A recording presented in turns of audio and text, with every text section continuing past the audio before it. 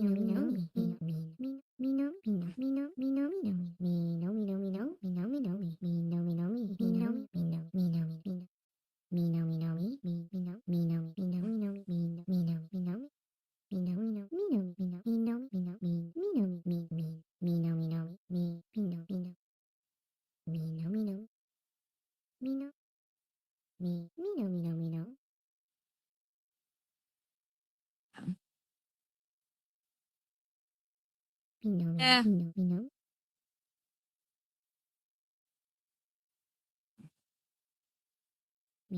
It's a weird one because again, there's no right answers to it. No, it- it's fine for people to have retained their to retain their integrity that far into life is often frowned upon by society, and people make fun of it, but they really shouldn't. It's again, like I said, everything that happens is just happens. It's not a comparison game. We don't compare ourselves to other people. But that's a really great way to make yourself unhappy by comparing yourself to other people. And I think a lot of people are in unique situations or fairly unusual situations. And they will look to everyone else and go, but is this normal? And that's a really bad way to think about things. Because, like, we do that, we're going to just depress the shit out of ourselves. Yeah. We better just go with it.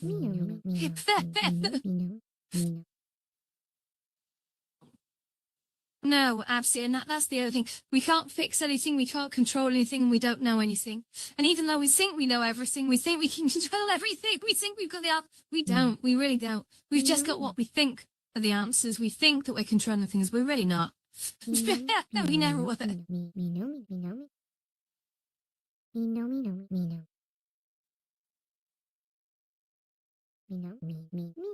Yeah.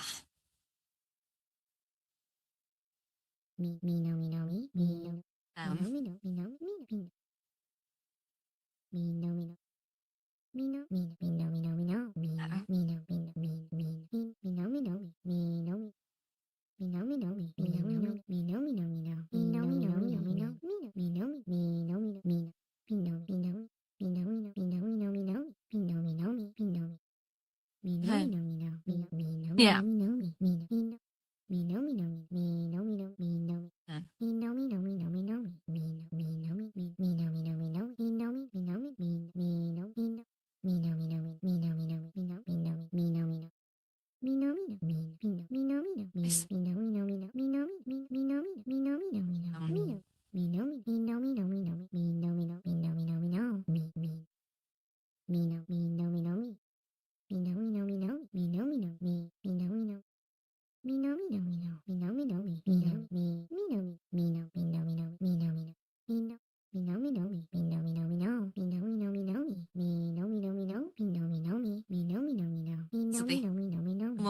It's not an automatic. Unfortunately, people who are in those sorts of situations can't and don't tend to see beyond themselves and their own survival, and that's fine. It's not out of malice. That's how they're geared. They're so used to not having things that the moment they get something, it's theirs. But that's not true of everyone, of course. But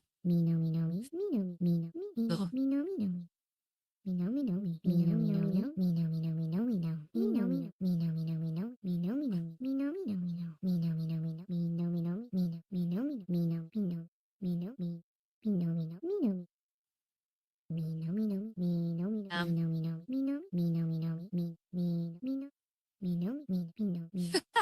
Well,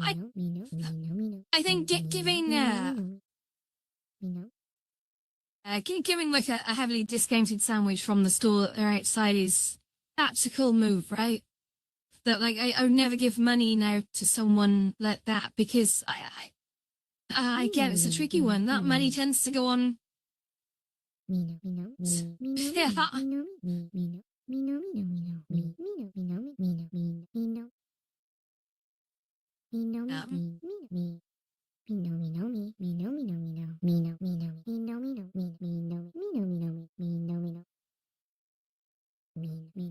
right. That's always my worry.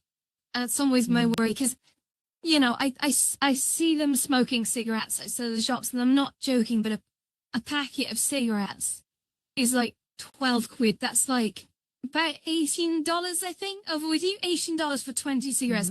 So if I see someone who's in need smoking cigarettes, I get it's 20. I get that it's an addiction, but wow. It doesn't sit well. It doesn't sit well.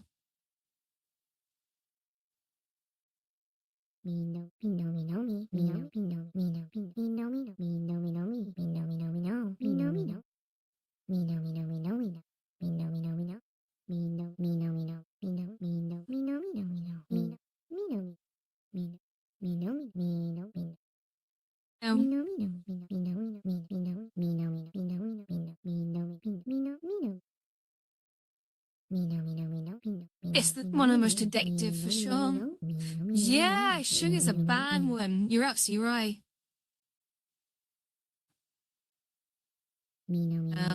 I actually gave up smoking. Yes, it is, and it's in everything as well. And it's crazy. But yeah, I definitely a year and a half ago, and then vaping I gave up just almost a year ago. So I haven't touched any nicotine for all that time. I just saw the wave and I rode it with. Well, with the vaping was making me kind of get quite short of breath in winter, and I was I don't want to live like this anymore. I don't want to live like feel like I'm gasping. I'm too young for that, It's not good. So I had to go. I had to go. To be honest, I think when you're ready and you've got that fire and that reason to give it up because you know how much it's actually affecting you, and then that feeling that you're getting all the time that you're just out of energy and you just get angry at it and you're just like, no more. And you walk away from it. But it's like waiting for that wave. You just go wait for it. But when you see it, try and ride it. And if you fail, whatever. Just never give up, giving up. If that makes any sense.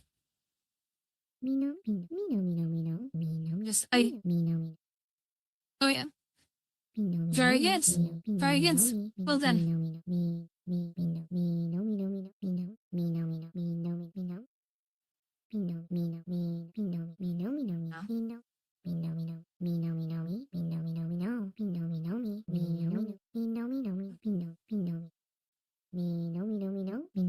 That's not good.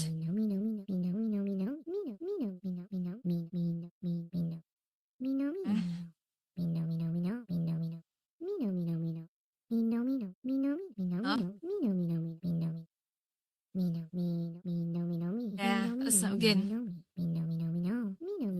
Not good, so.